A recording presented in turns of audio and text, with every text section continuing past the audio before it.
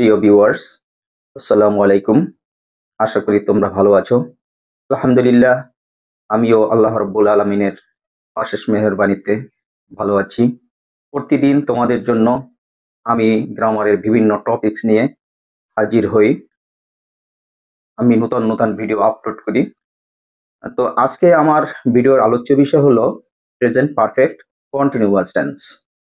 Present perfect continuous tense এর মানে হলো পুরঘটিত চলমান বর্তমান কাল।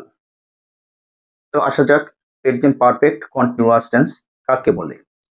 ভার্বের যে কাজ অতীতকালে শুরু হয়ে বর্তমানে কিছু সময় ধরে হইতেছে বা চলিতেছে, হচ্ছে বা চলছে, এরূপ বুঝাতে তাকে প্রেজেন্ট পারফেক্ট কন্টিনিউয়াস টেন্স বলে।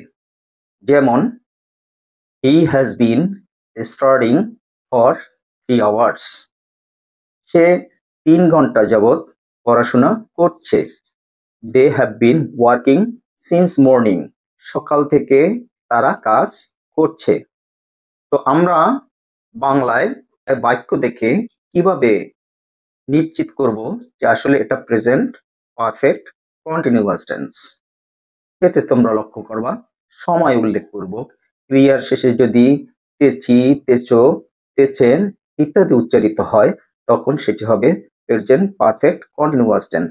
শুধু তেছি, তেছো, তেছেন ইত্যাদি যুক্ত হলে হয় শুধু প্রেজেন্ট কন্টিনিউয়াস টেন্স, কিন্তু যখনই সময় উল্লেখ থাকবে তখন সেটা হবে প্রেজেন্ট পারফেক্ট কন্টিনিউয়াস টেন্স। যখনই এটা প্রেজেন্ট পারফেক্ট কন্টিনিউয়াস টেন্স হবে তখনই আমাদের দেখতে হবে এই টেন্সের অক্সিলিয়ারি ভার্ব কি। আমরা জানি যে প্রেজেন্ট পারফেক্ট কন্টিনিউয়াস টেন্সের অক্সিলিয়ারি ভার্ব হলো হ্যাভ বিন, হ্যাজ বিন।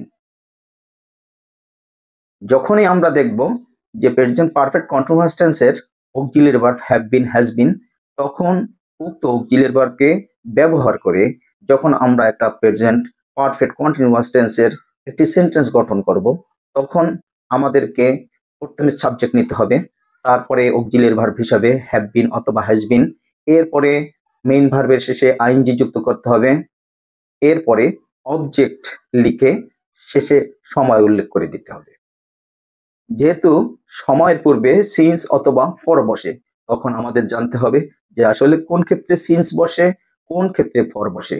তোমরা জেনে নাও, যদি কোনো সংখ্যাবাচক সময় হয় সেক্ষেত্রে তার পূর্বে ফর বসে, আর যদি কোনো সংখ্যাবাচক সময় না হয় তবে তার পূর্বে সিন্স বসে। তোমরা উদাহরণেই দেখেছ, হি has been studying for 3 hours।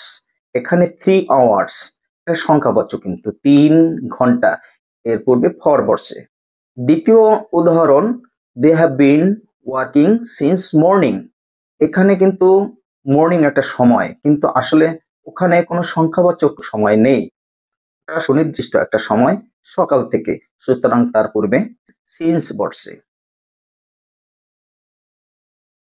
প্রিয় ভিউয়ার্স, তোমরা এখনো যারা আমার ইউটিউব চ্যানেল আলোর দীক্ষা সাবস্ক্রাইব করনি, তোমরা আমার এই চ্যানেলটি সাবস্ক্রাইব করবে, কারণ যখন আমি নতুন ভিডিও আপলোড করব তখন এর নোটিফিকেশন তোমাদের কাছে চলে যাবে, তখন তোমরা তাৎক্ষণিক এই ভিডিওটি দেখতে পাবে।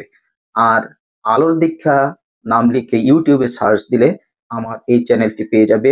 এখানে অনেক গ্রামারের টপিকস নিয়ে ভিডিও আপলোড করা রয়েছে, তোমরা ওগুলো দেখবে, অবশ্যই তোমরা উপকৃত হবে।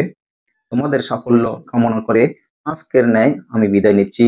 আসসালামু আলাইকুম ওয়া রাহমাতুল্লাহি ওয়া বারাকাতুহু।